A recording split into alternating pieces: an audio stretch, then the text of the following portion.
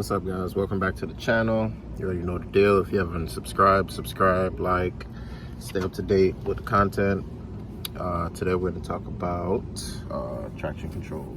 So I went ahead and purchased this Hondata traction control, and got done hooking it up today.